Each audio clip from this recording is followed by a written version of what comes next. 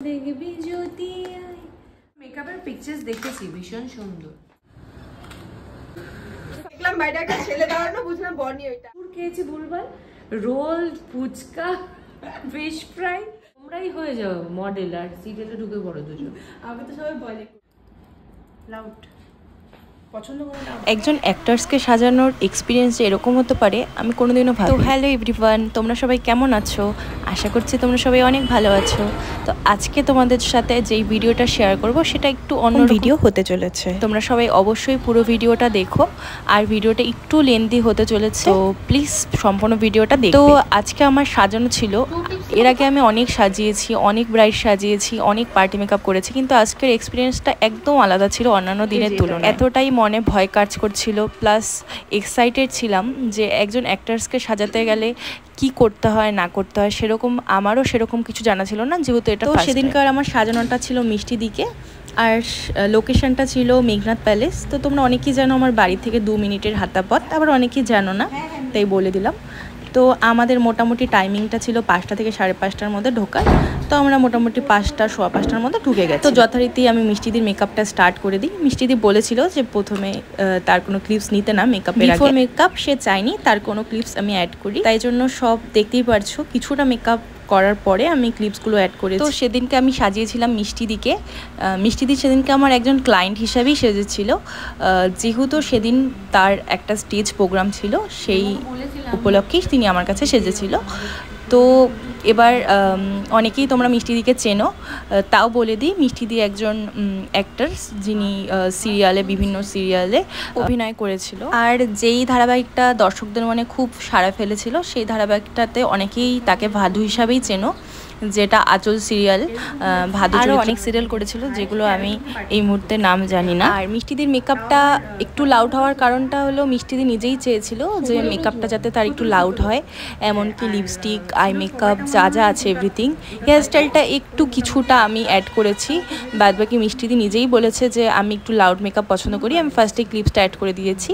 আর একজন অ্যাক্টার্সকে সাজাতে গেলে যেই সব জিনিসগুলো আমাদের মাথায় রাখতে হয়, বা যেই সব বিষয়গুলি নিয়ে আমাদের টেনশন হয়, তাদের বিহেভিয়ার কেমন হবে, তারা কীরকম হবে, সেগুলো নিয়ে আমাদের টেনশন থাকে। কিন্তু সত্যি কথা বলতে মিষ্টিদি এতটাই ভালো, প্রথম থেকেই আমার সাথে দিদির মতনই বিহেভিয়ার করে এসেছে। এমনকি যখন সাজাতে গেছি আমি, মনে হয়েছে যে সে মানে আমার কতদিনের চেনা, এমনভাবেই আমার সাথে বিহেভিয়ার করে। সত্যি কথা বলতে আমার মিষ্টিদির সাথে কাজ করে খুব ভালো এক্সপিরিয়েন্স হয়েছে, আর খুব ভালো বিহেভিয়ার তার। তারপর আমি মিষ্টিদির থেকে শুনে নিচ্ছিলাম মিষ্টিদি এরকম ডায়েট করে, পূজায় কি কি করেছে, কি কি খেয়েছে, এগুলো শুনছিলাম। তোমরাও শুনে নাও।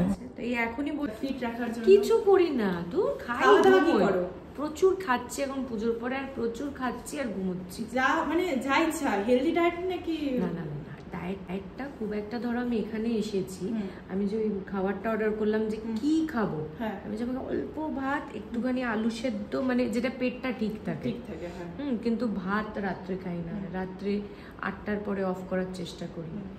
মানে হেলদি, তেল খাই না, এই আর কি, জাঙ্ক ফুড খাই না। পুজোতে খেয়েছি, এটা বললে হবে না, পুজোতে প্রচুর খেয়েছি ভুলভাল। 2 বোনই মিষ্টি মুখটা, তোমরাই হয়ে যাও মডেল আর সিরিয়ালে ঢুকে পড়ো দুজন।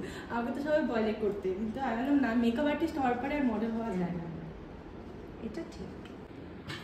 এখানে কিন্তু সম্পূর্ণ সাজটাই মিষ্টিদির কথা মতো হচ্ছিল। মিষ্টিদি কীরকম লুক চাইছে সেরকম, মিষ্টিদি কীরকম আই মেকআপ করতে চায়, কীরকম লিপস পরতে চায়, এমনকি আমি হাতে লিপস্টিকগুলো দিয়ে দিয়েছি যেটা মিষ্টিদির পছন্দ, সেই হিসাবেই মিষ্টিদি চুজ করছিল কালারটা। যেহেতু সে আমার ক্লায়েন্ট হিসাবে সেদিন ছিল, তো সেহেতু তার পছন্দের দিকটা আমার মাথায় রেখেই কাজটা করতে হয়েছিল। আশা করি সবাই পুরো ভিডিওটা দেখবে আর অনেক এনজয় করবে, আর অনেক প্রশ্নের উত্তর আমি আশা করি দিয়ে দিতে পেরেছি। তো তোমাদের সবার লুকটা কেমন লাগলো অবশ্যই জানিও। গাছের মধ্যে তুলসী, পাতার মধ্যে পান রে, নারীর মধ্যে রাধিকা, পুরুষে ভগবান রে। তো তোমরা দেখতেই পারছো মেকআপটা প্রায় কমপ্লিটের পথে।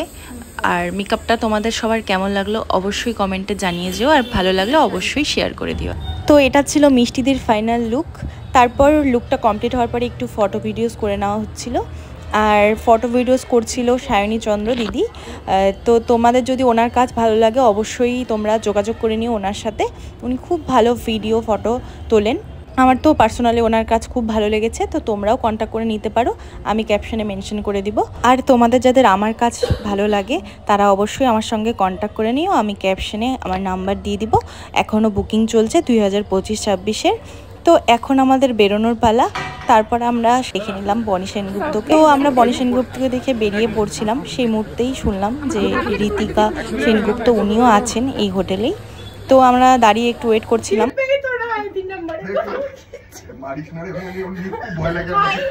আমরা এতক্ষণ ধরে হঠাৎ করে বনিকে দেখলাম আমার পাশে দাঁড়ানো, আমি বুঝলাম ওটা, দেখলাম বাইরে একটা ছেলে দাঁড়ানো, বুঝলাম বনি ওইটা। তারপরে পাশে গিয়ে একটা ছবি তুলে আসলাম। দেখো কতজন এখানটায় দাঁড়িয়ে ওয়েট করছে ঋতিকাকে দেখার জন্য। এখন আমরা বসে আছি ঋতিকা রুমের সামনে। আমরা অনেকক্ষণ ধরে বসে আছি, ভেতর থেকে বেরোচ্ছি না, কতক্ষণ বসে থাকবো জানি না। অত মেকআপ আর্টিস্ট ও অন্য একজন সেলিব্রিটিকে মেকআপ করে আরেকজনের জন্য বসে আছি দেখার জন্য। কোথায় যায় মানে আবার কি বেরোয় দাঁড়ানো ছিল যে বনির সাথে ছবি তুলবে বলে, মানে কি জঘন্য। বনির সাথে আমি অলরেডি তুলেছি। এখন দেখি বেরোয় নাকি ঋতিকার রুমটা একটু দেখিয়ে দিই, যে 302 নাম্বার রুম। এটা ঋতিকার রুম। আমরা রুমের সামনে অধীর আগ্রহে ওয়েট করছি কখন আসবে। তো এখন আমাদের বাড়ি ফেরার পালা। দেখা হবে নেক্সট কোনো ভিডিওতে। ততক্ষণের জন্য টাটা, সবাই ভালো থেকো, সুস্থ থেকো।